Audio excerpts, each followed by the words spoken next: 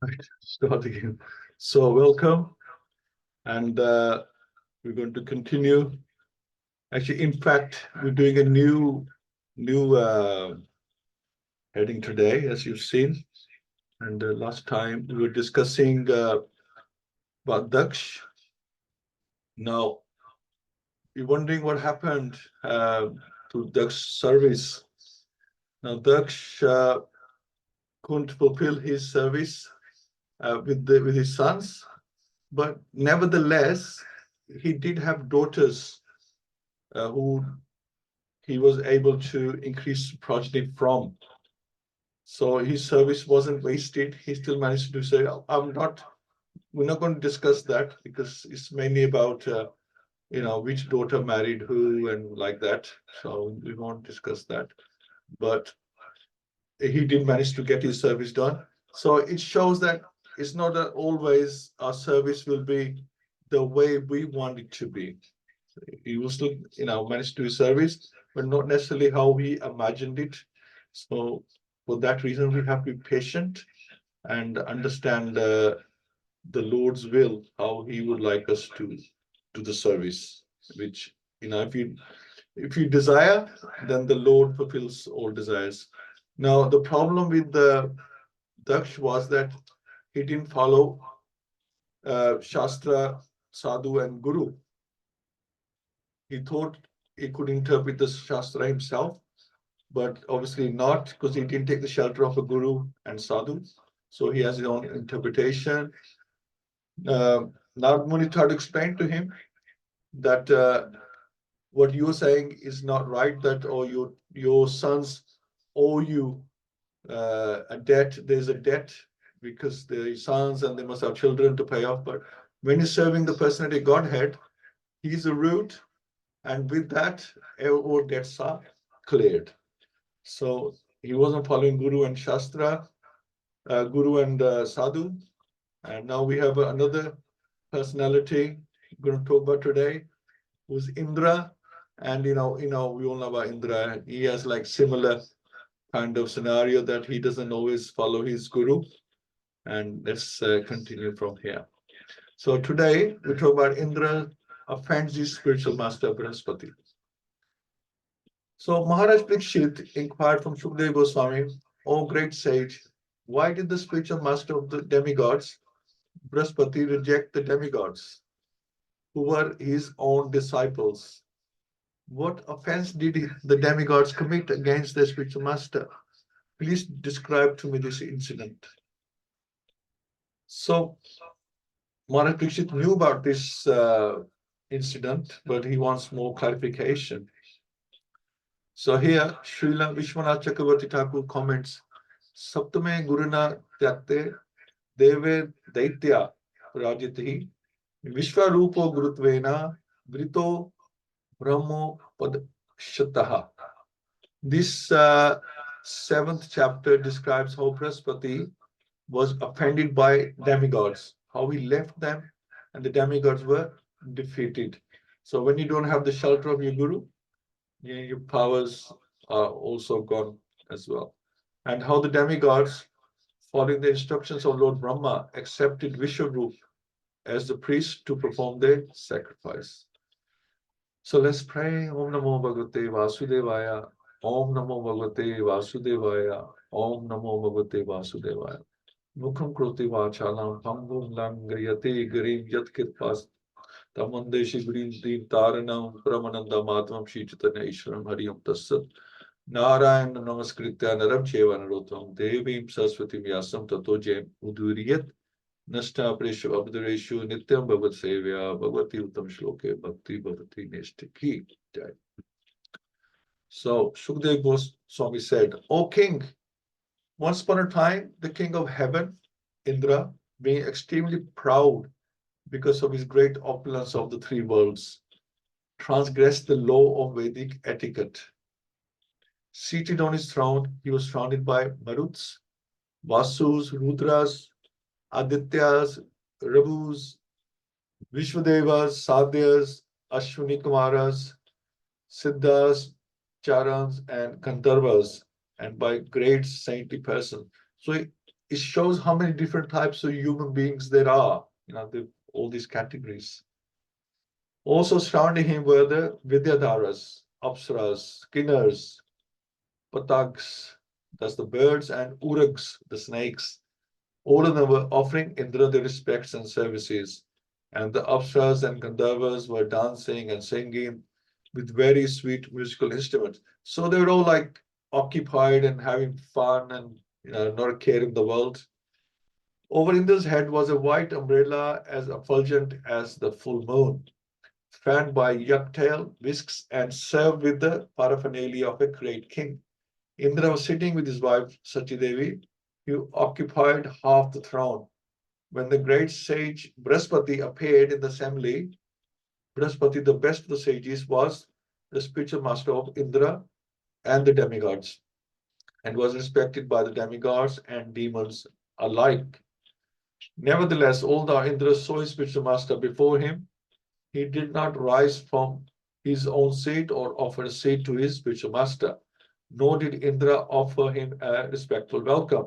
Indra did nothing to show him respect. So you can imagine that if you are the head or you are the parent and your children don't show you respect in front of their friends like that or colleagues, then it's quite painful, right?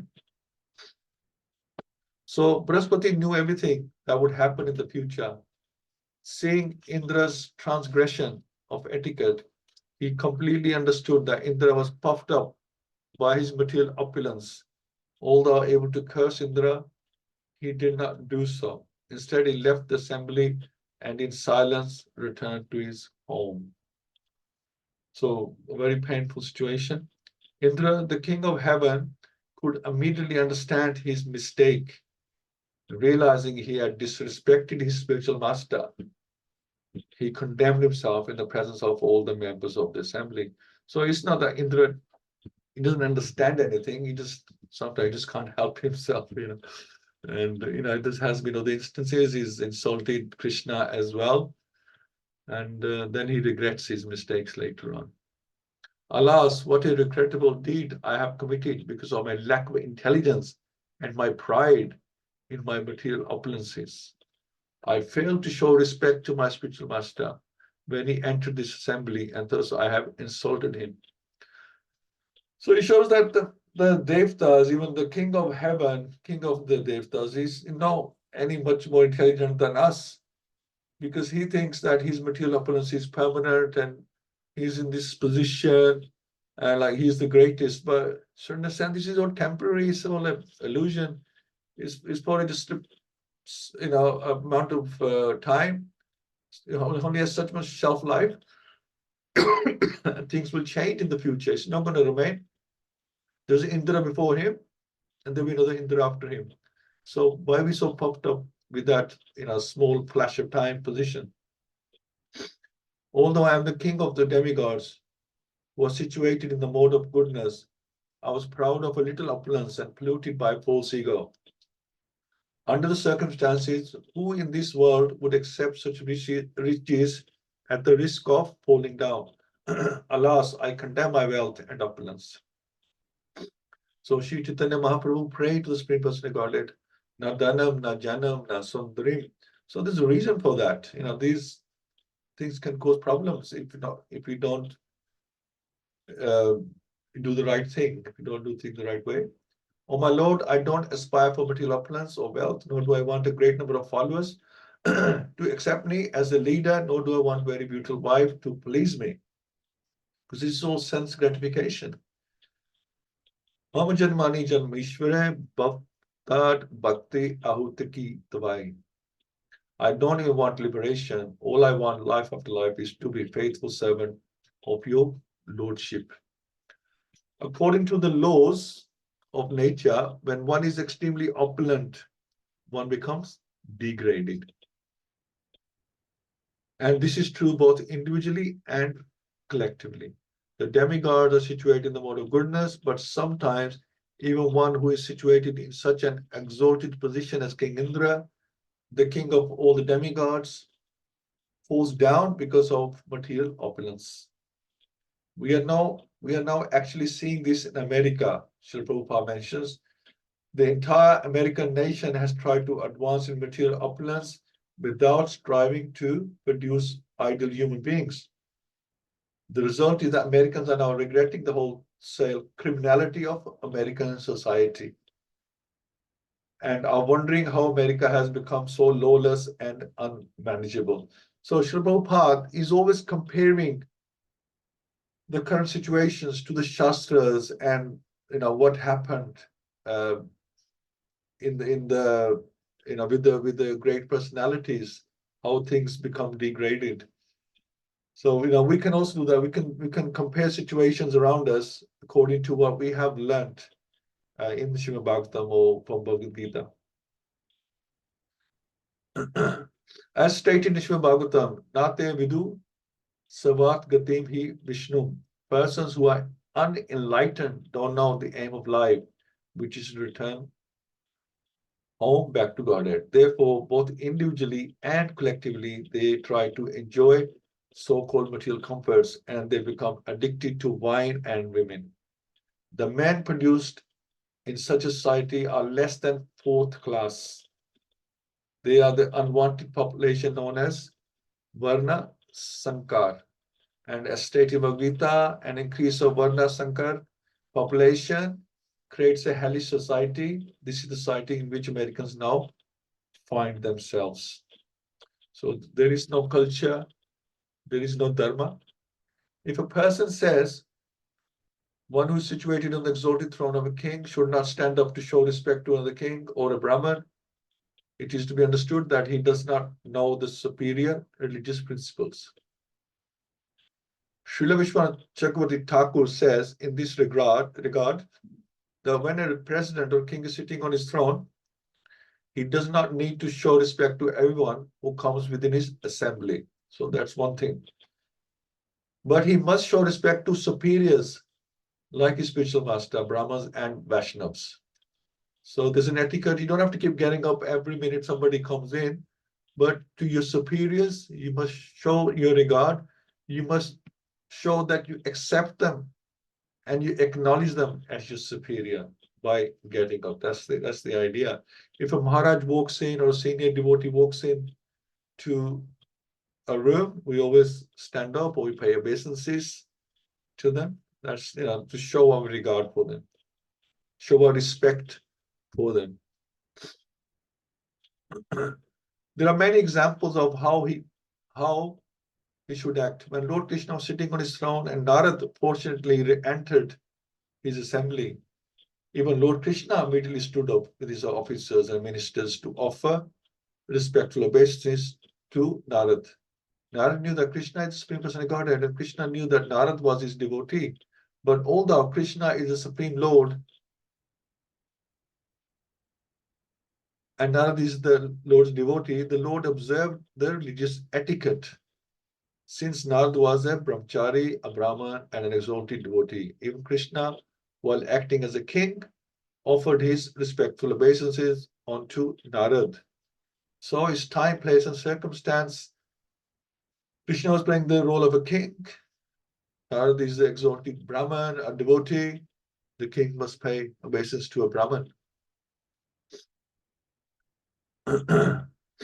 Such is the conduct visible in the Vedic civilization, a civilization in which people don't know how the representative of Narada and Krishna should be respected, how society should be formed, and how one should advance in Krishna consciousness. A society concerned only with manufacturing new cars and new skyscrapers every year, and then breaking them to pieces and making new ones may be technologically advanced, but it is not a human civilization. A human civilization is advanced when its people follow the Chaturvarnya system, the system of 4 orders of life. So you must respect the higher order. A Kshatriya or king must respect a Brahman. Leaders who have fallen into ignorance and who mislead people by directing them to the path of destruction are in effect boarding a stone boat. And so too are those who blindly follow them. A stone boat would be unable to float and would sink in the water with its passengers. Similarly, those who mislead people go to hell and their followers go with them. So a boat made of stone, I mean, it's a stone, right? But in the shape of a boat. And you think that because it's in the shape of a boat, it's going to be okay, it's going to float. But it's not just about the shape, it's about what is made of. Has to be made of the right material, So it's like that. So somebody may look like a leader, but what substance does he have? What substance is he made of? So the shape might be like a leader, but has he got the substance to be a leader? We, the conditioned souls, have fallen in the ocean of essence, but the human body fortunately provides us a good opportunity to cross the ocean, because the human body is like a very good boat. When directed by a spiritual master acting as the captain, the boat can very easily cross the ocean. So shows how important the spiritual master is. He's like the captain, because again, so the boat has to be in the right shape, has to be made of the right material, and then you need to be able to navigate it. If you don't know how to navigate which way you're going, then you need somebody who can navigate for you and put you in the right direction. When directed by a spiritual master acting as a captain, the boat can very easily cross the ocean. Furthermore, the boat is helped across by favorable winds, which are the instructions of the Vedic knowledge. If one does not take advantage of all these facilities to cross the ocean of essence, he is certainly committing suicide. So, need the right boat, need right navigation, and then if you've got sails like the comparing to like old-fashioned boat, then you need to have the winds in your favor as well to push the boat forward. So King Indra said, therefore, with great frankness and without duplicity, I shall now bow my head at the lotus feet of Bṛhaspati, the spiritual master of the demigods, because he is in the mode of goodness, he is fully aware of all knowledge, and is the best of the Brahmins. Now I shall touch his lotus feet, offer my obeisances unto him, try to satisfy him. Right, so Indra, coming to his senses, realized that he was not a very sincere disciple of his spiritual master, Bṛhaspati. Therefore, he decided that henceforward he would be Nishat or non-duplicit, Nishata Shirsana Charanam Sparshan. He decided to touch his head to the feet of his spiritual master. From this example, we shall learn this principle enunciated by Vishwanath Thakur. Yasya prasada Bhagavad prasado, yasya prasada nankati kutopi. By the mercy of the spiritual master, one is benedicted by the mercy of Krishna. Without the grace of spiritual master, one cannot make any advancement. A disciple should never be a hypocrite or be unfaithful to his spiritual master. And if we think, why do we need a spiritual master? We have the favorable winds in the knowledge that we are given. Then this is a good example here, that just having the knowledge, Shastra, is not enough. You need somebody to navigate that boat. We need somebody to navigate that Shastra, the instructions, the right way, so we can interpret them properly. Because we interpret instructions our own way, then we'll be no better than Daksh, we'll be no better than Indra, we'll be no better than the Vedic Brahmins in Krishna Leela, where the Vedic Brahmins were doing the yajnas and Krishna and Balaram wanted food, but their wives understood that he was the Lord himself, but they're worshiping the Lord, but in their own way. They don't understand what's the right way. They could worship directly, but they were going through the yajnas, go to the root directly. Why not? But you need guidance for that. And their wives had had stories and heard, information about Krishna. They had understood the knowledge by hearing. So while Indra, the king of the demigods, thought in this way and repented in his own assembly, Bṛhaspati, the most powerful spiritual master, understood his mind. Thus he became invisible to Indra and left home. For Bṛhaspati was spiritually more powerful than King Indra. Guru is always more powerful than his disciple. Although Indra searched vigorously with the assistance of other demigods, he could not find Bṛhaspati. Then Indra thought, alas, my spiritual master has become dissatisfied with me, and now I have no means of achieving good fortune. Although Indra was surrounded by demigods, he could not find peace of mind. So we always regret afterwards, but it's better to learn by hearing. And then if we can't learn by hearing, then at least learn by seeing. Otherwise, we'll end up learning more from experience, and those experiences can be pretty painful. So first class learning is by hearing, second class is by seeing, and third class is by experiencing. And the experience can be a very painful scenario, and it might even be too late by then.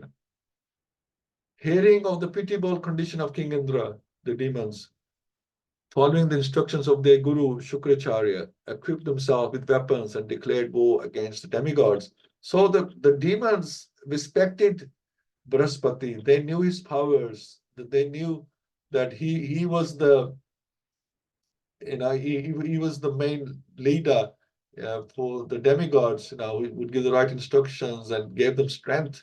And when they found out that the demigods were without their guru, it was time for them to attack and take over. So the demigods' heads, thighs, and arms and other parts of the bodies were injured by the sharp arrows of the demons. The demigods, headed by Indra, saw no other course than to immediately approach Lord Brahma with bowed heads for shelter and proper instruction. When the most powerful Lord Brahma saw the demigods coming toward him, their bodies gravely injured by the arrows of the demons, he pacified them by his great causeless mercy, and then he spoke. But we can discuss that next time. I think we have enough here for discussion. So so the demigods, they always have Lord Brahma to fall back on when things get out of control. And then Brahmaji, if he can't help, then he would approach who? Vishnu or Narayan, So there's always somebody higher than them. And when they can't do anything, then they go to somebody higher. So we have to approach a guru. So, Brahmaji would seek the help of Vishnu. The demigods seek the help of either their guru. If he's not available in this instance, then they have to go to Brahma. So, we always look at the higher. So this is why there's also a system that we give respect and acknowledge our superiors, our elders, our seniors, because we will also need their help. It's not, we can't do everything ourselves. In time of trouble, we always need their guidance, their help. And even to advance in Krishna consciousness, we need the navigation of the spiritual master who will navigate. We can't just read the scriptures and think we have all the information here and now we know what to do. We don't need anybody's help. We will always need, there will always be doubts that come from externally, and there's always doubts internally.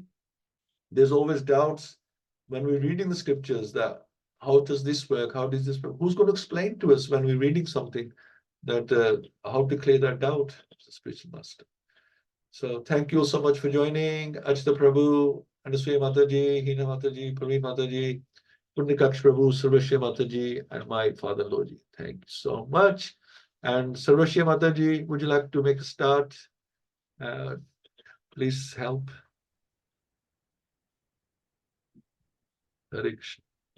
Hare Krishna, everybody.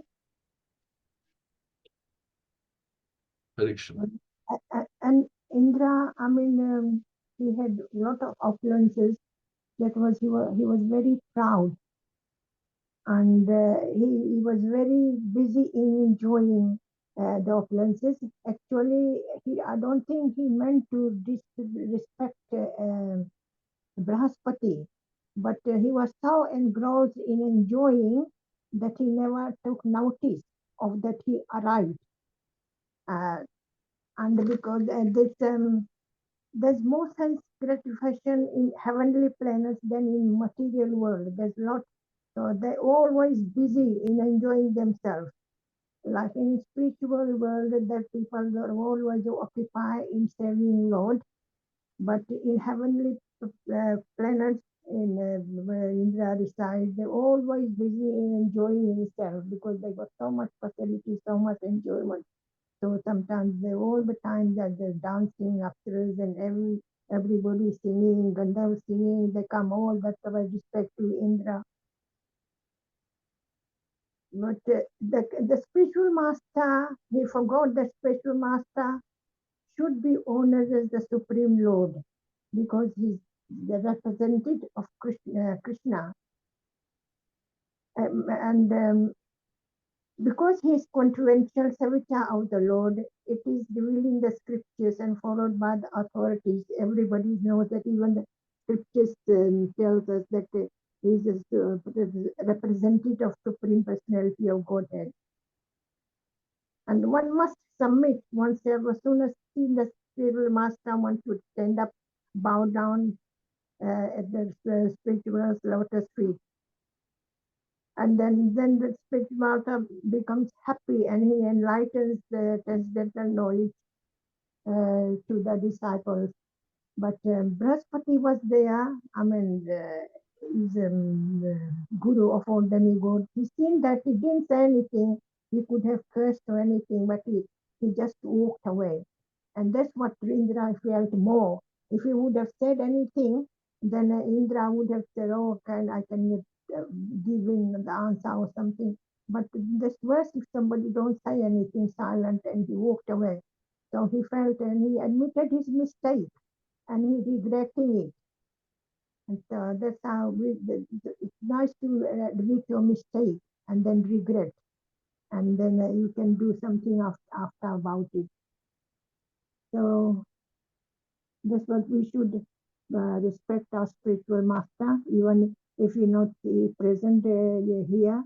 I mean, with the photos, anything, I'm sure all the devotees will pay respect to spiritual master. We do arti and everything, offer bhoga, everything, just like he's not present, but we do it. So if it's it is offensive if you don't pray to your spiritual master or pay respect to your spiritual master. Hare Krishna. Hare Krishna. Yeah, thank you, Mataji.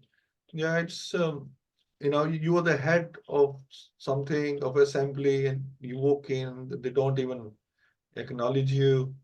So it's very embarrassing. Even if they apologize afterwards, it's too late because the damage is already done. You can't take back that damage, the embarrassment, and the insult. Of course, you can't take that back. Because that like flashing your head all the time that you came, and nobody acknowledged. And you are the number one there. It's because of you. They are what they are, and they don't even recognize you, and just too busy having fun. But on the other hand, you can think, okay, they're like my children. They're young, they're naive. Maybe I can forgive them. I'm the elder. Can take the higher position and forgive them. Anyway, let's see. Thank you so much, Mataji. Pundikaksh Prabhu, Hare Krishna. Hare Krishna, Prabhuji. Again, such a nice pastime. And this pastime reminds the story of the pastime of Romarshana. When Romarshana was giving the class and Krishna and Lord Balram came, but he did not stood up and Balram beheaded Romarshana. But again, to compensate that, he gave entire knowledge to Suta Goswami.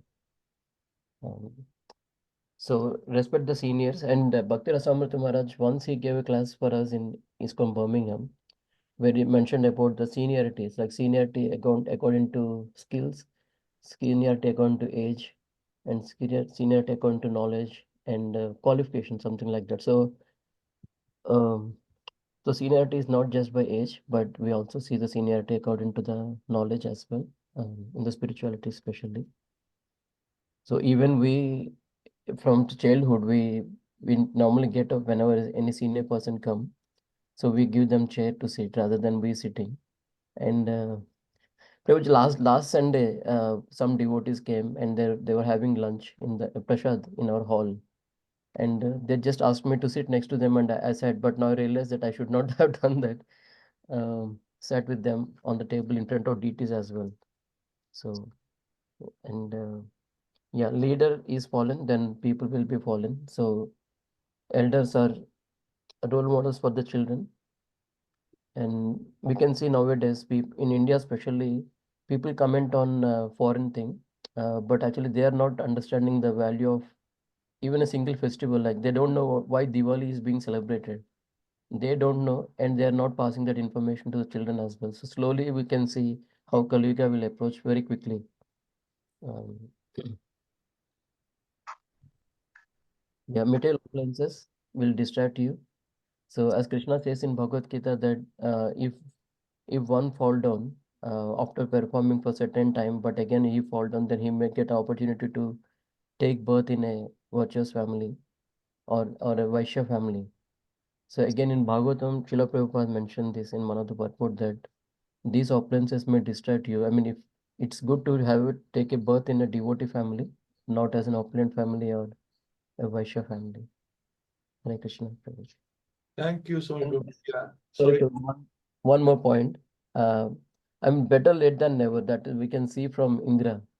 I mean, he did a mistake, but only good thing would be not repeat the mistakes. But at least when you do a mistake, realize it and take the action immediately at least. Hare Krishna. Absolutely. I mean, he's the king of the demigods. He like he can't be totally, unintelligent. He has the intelligence. It's just that they get carried away. It's like Mataji mentioned, especially Mataji mentioned that it's one big party in the heavens. So people want to go to heavens, that they certainly enjoy their parties. They want to go to heavens and have a non-stop party, have that strength of body and energy and senses that they can enjoy to the full. This is why a lot of people want to go to heaven so they can enjoy. There's one big party up there.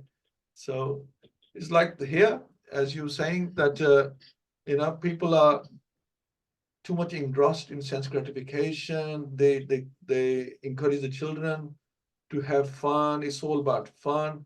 So if they, and this is why the society is just degrading, because like what we are discussing, if these things were discussed with children, look, this is how you respect. So instead of directly telling them, if you tell them through Shastra and through, these examples, the kid will understand better that look what happens, when you don't respect your elders, you don't acknowledge them like that, so that they can learn how important it is, the importance of all this.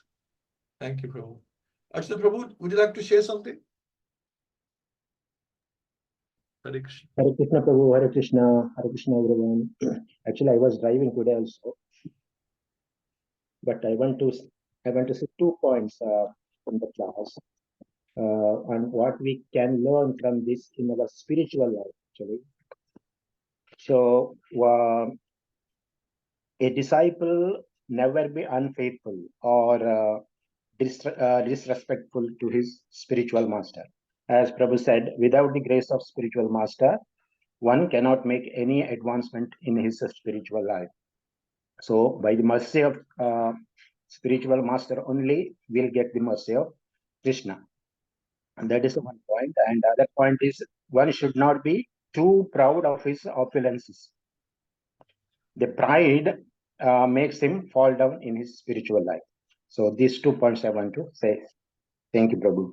Absolutely. And these points they should be in forefront of our consciousness. We should always remember, because so easy to forget, get carried away with the opulence that then like Indra, remember afterwards, oh, I committed a mistake. But we always are on guard with these things, then yeah, we try not to make those mistakes.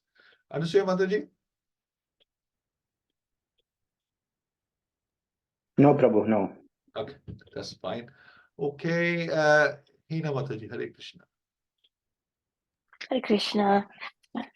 Please accept my humble obeisances. All glories to Srila Prabhupada. I think most of the main points have been covered by the devotees. Such a nice instructive part in terms of this pastime.